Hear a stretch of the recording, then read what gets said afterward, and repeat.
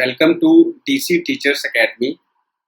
ये पर्यावरण का पार्ट 8 वीडियो है। पार्ट 7 में ऑलरेडी बना चुका हूँ। आप जाकर के मेरी सीटेट एनवायरनमेंट वाली प्लेलिस्ट में देख सकते हैं। तो चलिए स्टार्ट करते हैं। पार्ट 13 है एनसीईआरटी क्लास 4th का, जिसका नाम है पहाड़ों से समुद्र तक। तो इसमें पहाड़ों से समुद्र तक के बारे में क्या बताया गया, जैसा कि आपको पता है कि जो वाटर जो निकलता है वो पहाड़ों से निकलता है, और पहाड़ों से निकलने के बाद में जब तक वो समुद्र तक पहुंचता है तब तक वो कितना ज्यादा गंदा हो जाता है, उसी के बारे में इस चैप्टर में बताया गया है। तो इस चैप्टर में क्या इंपॉर्टेंट पॉइंट होंगे विद रिस्पेक्ट ऑफ सीटेट, तो यहाँ पर हम देखेंगे। एक तालिका ये बनी हुई है, ठीक है। ये देखिए, यहाँ पर आप देखो, एक तरफ कुछ वस्तुएं दी हुई हैं, चीजें दी हुई हैं, और पूछा गया है कि कौन सी वस्तु पानी में घुलती है, कौन सी नहीं घुलती है, कौन सी पानी का रंग परिवर्तित करती है, कौन सी पानी का रंग परिवर्तित नहीं करती है। तो यहाँ पर पहला जो है वो है चीनी, ठीक है। तो चीनी में देखो, चीनी रंग परिवर्तित करती है कि नहीं करती है, बताओ। चीनी जब पानी में घुलती है तो रंग परिवर्तित नहीं करती। तो यहाँ पे आप क्रॉस लगा दो, मतलब आपको समझना है, ठीक है। सीटेट कोई भी क्वेश्चन बना सकता है यहाँ से कि निम्न में से कौन से पदार्थ पानी में घुलनशील हैं, या निम्न में से कौन से पदार्थ पानी का कलर चेंज करते हैं। तो वो आप समझ लो इस चीज को। तो चीनी देखो पानी में घुलती है, हाँ पानी में घुल जाती है, ठीक है। तो पानी में नहीं घुलती तो ये गलत हो जाएगा। पानी का रंग बदलता है तो ये भी गलत हो जाएगा। पानी का रंग नहीं बदलता, ये सही है, ठीक है। अब मैं देखो छोटी छोटी चीजें बता दे रहा हूँ आपको। नमक पानी में घुलता है, ठीक, रंग नहीं बदलता, रंग नहीं बदलता, ठीक है। नींबू का रस पानी में घुलता है, ठीक है। पानी का कलर हाँ बदल जाता है, थोड़ा सा जो है ब्राउनिश कलर हो जाता है उसका। इसके अलावा देखो हल्दी, हल्दी पानी में घुलती है, हल्दी जो है पानी में घुल जाती है, लेकिन पानी का रंग भी बदल जाता है, ठीक है। ये चीज ध्यान रखना। इसके अलावा साबुन का पानी, साबुन भी पानी में घुल जाता है और रंग भी बदल देता है। इसके बाद देखो आटा, आटा पानी में नहीं घुलता, ठीक है। आटा पानी में नहीं घुलता और आटा पानी का रंग बदल देता है। दाल पानी में नहीं घुलती, ठीक है। इसके अलावा देखो शरबत पानी में घुल जाता है और रंग भी बदल देता है, ठीक। इसके अलावा देखो खाने का सोडा, खाने का सोडा देखो ये क्या करता है, खाने का सोडा पानी में घुल जाता है, ठीक है। तेल पानी में नहीं घुलता। देखा होगा आपने, तेल जो होता है पानी के ऊपर एक लेयर के फॉर्म में तैरता रहता है, ठीक। तो ये कुछ चीजें इंपॉर्टेंट थी, और देखते हैं कि इस चैप्टर में क्या चीजें इंपॉर्टेंट हैं। तो और देखेंगे आप यहाँ पे, जब सबसे नीचे इस चैप्टर में ये देखो, यहाँ पर कुछ चीजें ये है कि पानी को साफ करने का सबसे अच्छा तरीका क्या है।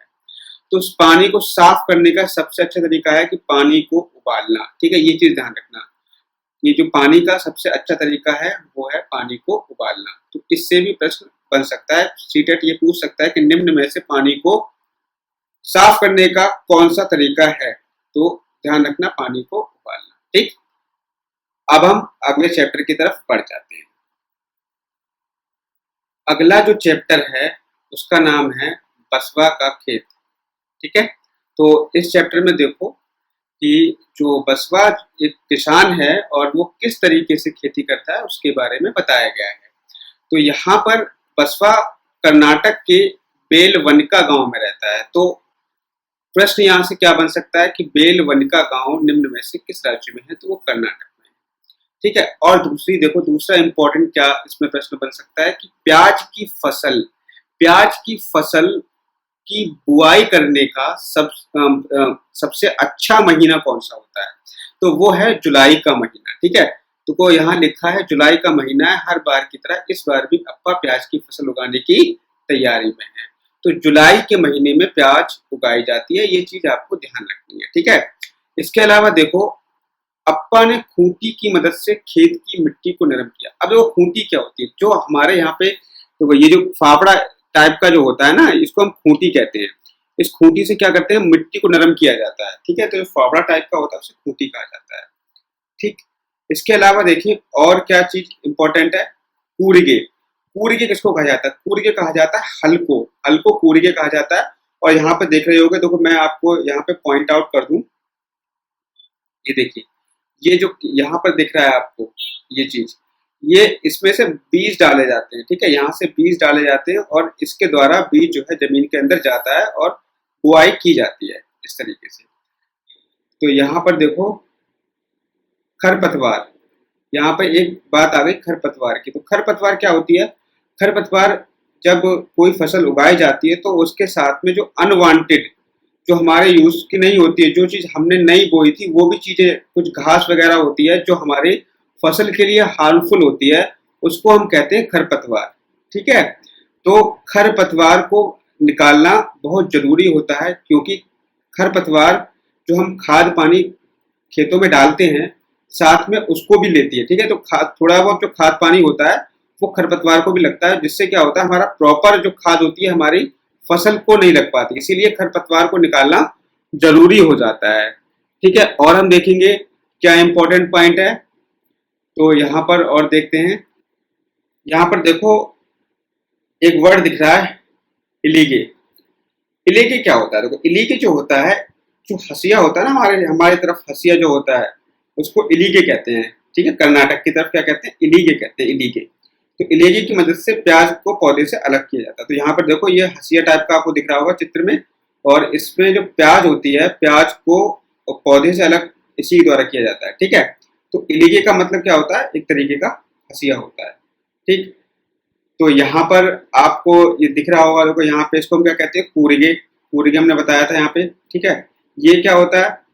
इसको हम खूंटी कहते हैं, और इसे क्या कहते हैं? इलीगे कहते हैं, ठीक है। तो ये चीज आपको ध्यान रखनी है। इस चैप्टर में बस ये इंपॉर्टेंट था। अब हम मूव करते हैं नेक्स्ट चैप्टर की तरफ। अगला जो चैप्टर का नाम है वो है मंडी से घर तक, ठीक है। इसमें क्या चीज इंपॉर्टेंट है उसके बारे में हम डिस्कस करेंगे। इस चैप्टर में यहाँ पर एक सूची दी हुई है और इसमें ये बताया गया है कि आपको छांटना है जल्दी खराब होने वाले फल और सब्जियां, और कुछ दिनों तक रखे जा सकने वाले फल और सब्जियां, इनमें छांट करके लिखना है। तो सीटेट प्रश्न यहाँ से भी बना सकता है कि निम्न में से कौन से जल्दी खराब होने वाले फल और सब्जियां हैं। तो ये चीज आपको ध्यान रखना है, कौन कौन से। देखो मैं बताता हूँ आपको। पालक, आलू, ठीक है, और आपका टमाटर, ठीक। ये जो चीजें होती हैं ये बहुत जल्दी खराब होती हैं। पालक, आलू, टमाटर, लौकी, ठीक है, प्याज। प्याज को अगर आप कुछ टाइम तक रख दोगे तो वो बेकार हो जाती है, ठीक है।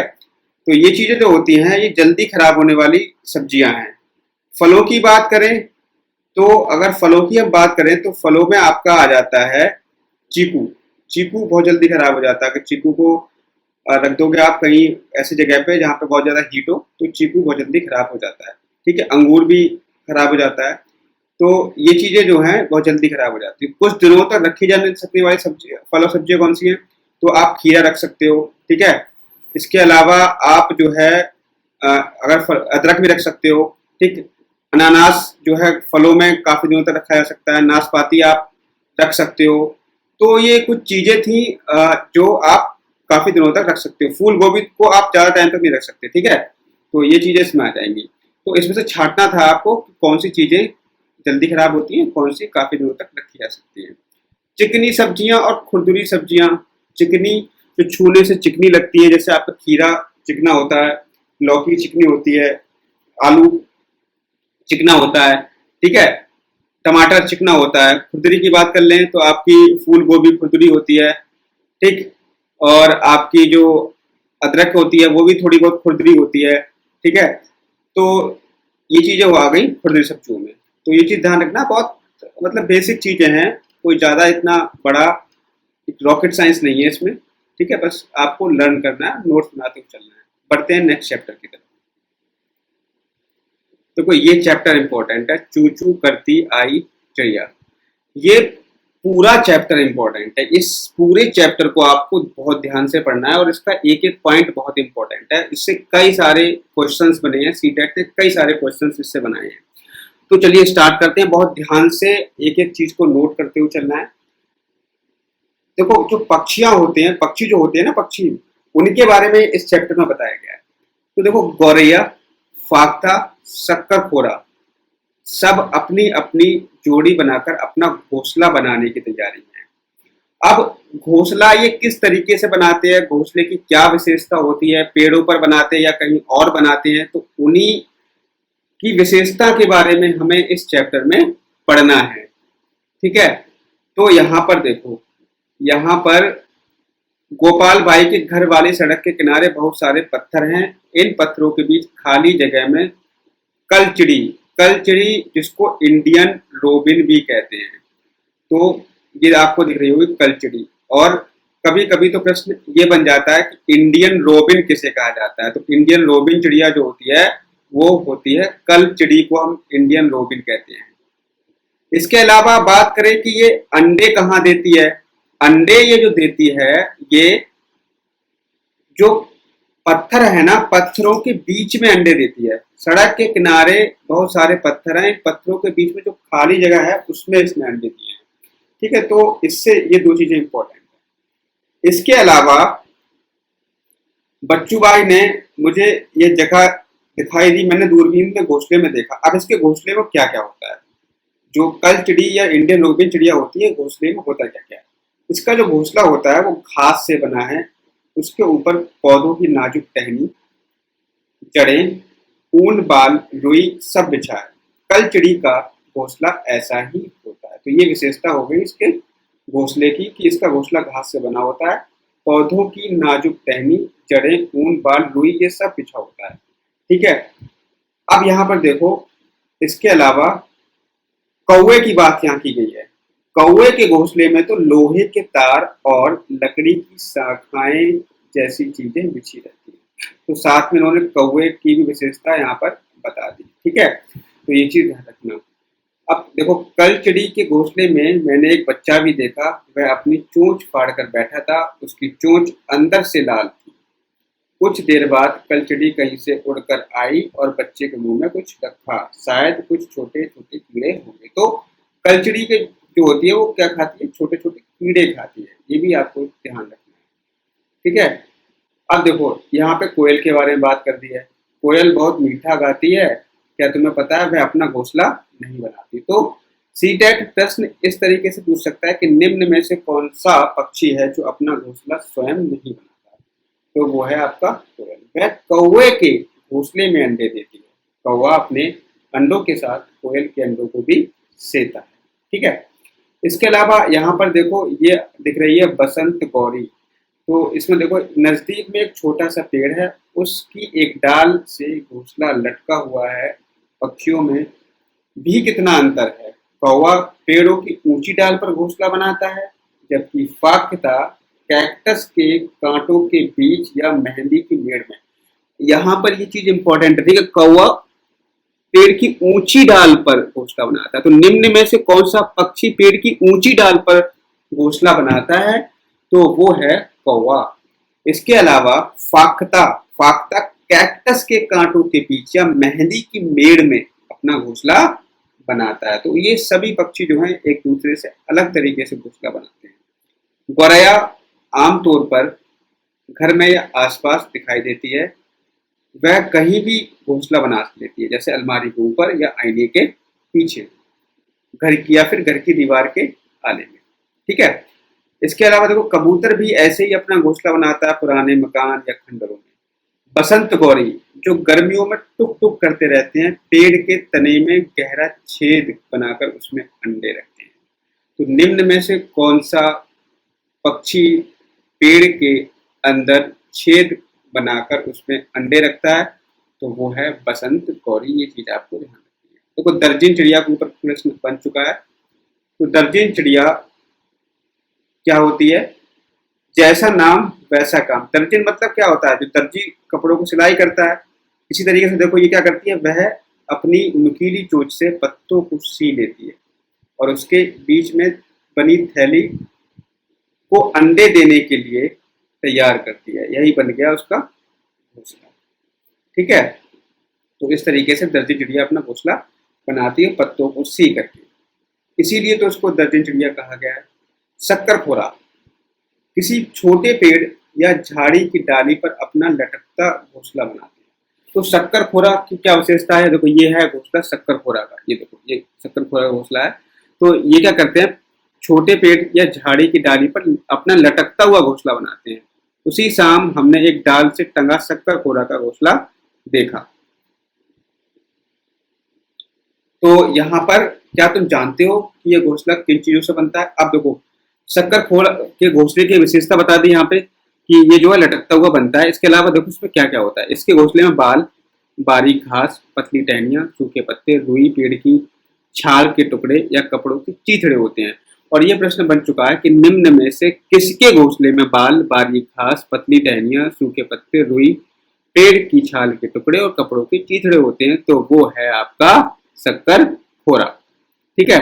अब यहाँ पर देखो यहाँ तक है कि इसके मकड़ी के जाले भी होते हैं, इसके घोंसले में मकड़ी की जाले भी होते हैं। मैंने दूरबीन से देखा, उस घोंसले में एक बच्चा भी था। घोंसले की तरफ छोटा सा छेद था, वहीं बच्चा बैठा था अपनी माँ और खाने के इंतजार में। तो ये चीज हो गई। इसके अलावा देखो यहाँ पर, क्या तुम वीवर पक्षी के बारे में जानते हो? सभी नर वीवर पक्षी अपने अपने घोंसले बनाते हैं। मादा वीवर उन सभी घोंसलों को देखती है। तो जो वीवर पक्षी जो होते हैं ना, उसमें जो नर और मादा होती है, नर तो क्या करते हैं, नर घोंसला बनाते हैं और मादा क्या करती है, उन घोंसलों का देख रेख करती है। ठीक है। और उसके अलावा जो वो क्या करते हैं, जब घोंसला बनाते हैं तो घोंसले में बहुत सारे घोंसले होते हैं, उनमें से जो भी घोंसला सबसे अच्छा लगता है मादा वीवर को, उनमें ही वे क्या करती है, अंडे देती है। ठीक है। तो ये चीज हो गई इंपॉर्टेंट इस चैप्टर में। तो देखो यहाँ पर एक पहेली बताई गई है। एक पक्षी ऐसा जिसकी दुम पर पैसा, सिर से दुम तक दिखे नीला ही नीला। तो एक तरीके से ये पहेली है, पहेली देकर भी क्वेश्चन पूछा जा सकता है। ठीक है। तो इसका जो आंसर होगा वो क्या होगा, मोर आंसर होगा। ठीक है, इसका आंसर होगा मोर। ठीक। अब हम देखें, आगे बढ़ते हैं इसमें चैप्टर में और क्या चीजें इंपॉर्टेंट है। तो यहाँ पर देखो, पक्षी केवल अंडे देने के लिए घोंसला बनाते हैं। जब अंडों से बच्चे निकल जाते हैं तो वे घोंसला छोड़कर उड़ जाते हैं। सोचो कैसा होता अगर हमें भी अपना घर छोड़कर कहीं जाना होता। तो विशेषता क्या होती है पक्षी की, जो घोंसला बनाते हैं ना, केवल अंडे देने के लिए घोंसला बनाते हैं। जब अंडे वो दे देते हैं और बच्चे उनके थोड़े से बड़े हो जाते हैं तो घोंसला छोड़ करके वे उड़ जाते हैं। ठीक है। अब देखो यहाँ पर घोंसला छोड़कर पक्षी अलग अलग जगह पर जाते हैं, जैसे पेड़ों पर, जमीन पर और पानी में। ठीक है। ये चीज आपको ध्यान रखनी है। और इसमें क्या चीजें इंपॉर्टेंट है देखते हैं। यहाँ पर देखो पक्षियों की चोंच के बारे में बताया गया है। जो ये जो चोंच आपको दिख रही है, गिद्ध की दिख रही होगी। तो ये कुछ चोंच होती है जो मांस को चीर फाड़ने के लिए काम आती है, कुछ लकड़ी में छेद करने के लिए काम आती है। ठीक है। कुछ फलों का रस चूसने के लिए काम आती है, कुछ कीचड़ में छानबीन करके कीड़े खोदकर निकालने के लिए काम आती है। ठीक है। बीजों को दबाकर तोड़ने के लिए कुछ काम आती है और काटने के लिए काम आती है। तो ये कुछ चीजें हो गई जो पक्षियों की चोंच के क्या क्या काम है। तो यहाँ पर आप ये देखो। ठीक है। अब देखो यहाँ पर एक विशेषता दी गई है, गाय के आगे के दांत छोटे होते हैं। क्यों? क्योंकि पत्तों को काटने के लिए, पत्तों को काटने के लिए। घास चबाने के लिए पीछे के दांत चपटे और बड़े होते हैं। तो पत्तों को काटने के लिए गाय आगे वाले दांत का यूज करती है और चबाने के लिए जो है वो पीछे वाले दांत का यूज करती है, क्योंकि पीछे के जो दांत होते हैं वो चपटे और बड़े होते हैं। बिल्ली के दांत जो होते हैं वो नुकीले होते हैं, जो मांस फाड़ने और काटने के काम आते हैं। इसी तरीके से सांप के जो दांत होते हैं वो भी नुकीले होते हैं, वह शिकार को चबाकर नहीं खाता बल्कि पूरा निकल जाता है। गिलहरी के दांत हमेशा बड़े रहते हैं, जो दांतों से काटने और कुतरने के कारण दांत घिसते रहते हैं। ठीक है। तो ये देखा गया है कि जो गिलहरी और चूहा होता है वो हमेशा कुछ ना कुछ काटता रहता है। क्यों काटता रहता है, क्यों कुतरता रहता है? क्योंकि अगर वो नहीं काटेगा तो उसके दांत बड़े हो जाएंगे। तो दांत बड़े होने से बचाने के लिए वो लोग क्या करते हैं, ये कुछ ना कुछ चीजें कुतरते रहते हैं, जिससे कि दांत उनके घिसते रहें, वो बड़े ना हो पाए। ठीक है। तो ये चीजें हैं। इसके अलावा और देख लो, पर्यावरण शिक्षा केंद्र कहाँ पर है? ये अहमदाबाद। ठीक है, अहमदाबाद में है। और इसके अलावा इसमें हम देखें और क्या चीजें इंपॉर्टेंट है, तो इस चैप्टर में इतनी ही चीजें इंपॉर्टेंट थी। और ये जो चैप्टर था ना, ये बहुत इंपॉर्टेंट चैप्टर है, इससे सीटेट ने कई बार क्वेश्चन पूछे हैं। ठीक है, तो अब हम मूव करते हैं अगले चैप्टर की तरफ। अगला जो चैप्टर है वो है पानी कहीं ज़्यादा कहीं कम। तो यहाँ पर देखते हैं क्या इंपॉर्टेंट पॉइंट। तो यहाँ पे देखो, दस्त और हैजेस से बचने के लिए हमें पानी को बेसिकली उबाल कर पीना चाहिए। यहाँ पर ये इंपॉर्टेंट पॉइंट था, इससे क्वेश्चन बन सकता है। इसके अलावा यहाँ पर देखो, अगर किसी को दस्त और उल्टियाँ होती हैं तो उसका मतलब ये होता है कि उसके शरीर से बहुत सारा पानी निकल जाता है, जो शरीर के लिए हानिकारक हो सकता है। इसीलिए शरीर में पानी की कमी को पूरा करने के लिए हमें थोड़ी थोड़ी देर में पानी पीते रहना चाहिए, और पानी में शक्कर और नमक मिलाकर। ठीक है, तो जब उल्टी और दस्त होते हैं तो बेसिकली ORS घोल दिया जाता है। ORS घोल क्या कैसे बनाते हैं, तो यहाँ पर देखो तरीका बताया है। एक गिलास पीने का पानी उबाल कर ठंडा करो, उसमें एक छोटा चम्मच शक्कर घोलो, चुटकी भर नमक डालो, इस घोल को चखकर देखो, इसका स्वाद हमारे आंसुओं के स्वाद से ज़्यादा नमकीन नहीं होना चाहिए। तो ये एक तरीके से ORS बन गया। अब बीमार व्यक्ति को जब भी उल्टी और दस्त हो, इस घोल को पिलाते रहो, साथ साथ में हल्का भोजन जरूर लेते रहना चाहिए। बहुत छोटे बच्चों को माँ का दूध पिलाते रहना बहुत जरूरी है। बीमारी रोकने के लिए जो घरेलू भी हो सकता है लेनी चाहिए।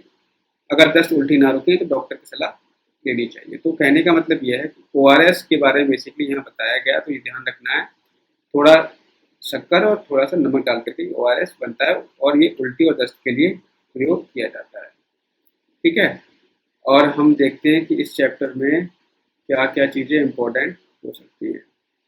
तो बस ये चीज़ और ध्यान रख लो, यहाँ पर कर्नाटक के होलगुंडी गांव, ये होलगुंडी गांव जो है वो कहाँ पर है, कर्नाटक में, ये चीज़ ध्यान रखना। और यहाँ पर एक बच्चों ने पंचायत बनाई थी जिसका नाम था भीमा संघ। किसलिए बनाई थी? पानी की समस्या को से निपटने के लिए, क्योंकि वहाँ पर सूखा पड़ गया। ठीक है, ज़्यादा और हमें इसमें नहीं पढ़ना है। देखो, भारत के नक्शे में कर्नाटक ढूंढने के लिए गए, तो देखो ये मैंने बताया था, मैं आपको एक वीडियो लेके आऊँगा। एक वीडियो में जब लेके आऊँगा ना, तो उसमें सब बता दूंगा कि कहाँ पे कर्नाटक है, कहाँ पे केरल है, कहाँ पे हैदराबाद है, कहाँ पे आंध्र प्रदेश, ठीक है, कहाँ पर आपका पश्चिम बंगाल है, कहाँ पर आपका मुंबई गुजरात है। ये सब चीज़ें मैं आपको बताऊँगा। ठीक है, आप चिंता ना करो। अब हम अगले चैप्टर की तरफ बढ़ जाते हैं। तो यहाँ पर देखो, अगला जो चैप्टर है ये है जड़ों का जाल। जड़ों का जाल जो चैप्टर है, ये इससे एक प्रश्न कई बार पूछा गया है, मैं आपको बताऊंगा अभी आगे चैप्टर में। तो जड़ों का जाल, अब ये समझ लो कि जड़ों का यूज क्या होता है, जड़ें पेड़ के लिए क्यों आवश्यक होती हैं। पहली बात तो यह है कि ये पेड़ों को सपोर्ट देती हैं। ठीक है, पेड़ों को सपोर्ट प्रदान करती हैं। ठीक है, मतलब आधार प्रदान करती है। दूसरी चीज ये है कि इससे क्या होता है, जड़ों से जो वाटर जो होता है ना, अंदर जो पानी, धरती के अंदर जो वाटर होता है, पानी जो होता है जमीन के अंदर, उस पानी को ये तने के थ्रू, ठीक है, जो बीच वाला स्टेम होता है, इसके थ्रू जो पेड़ के विभिन्न भाग जो होते हैं, जैसे पत्ता हो गया, फूल हो गया, फल हो गया, तो कई जगह तक ये पहुंचाती हैं जड़ें भूमि के अंदर से पानी और खनिज पदार्थ ले करके। ठीक है, तो ये इसके हो गए उपयोग जड़ों के। अब हम बात कर लेते हैं कि इसमें इंपॉर्टेंट पॉइंट क्या है। यहाँ पर एक कानून की बात की गई है। पेड़ों को काटने के खिलाफ एक कानून भी है।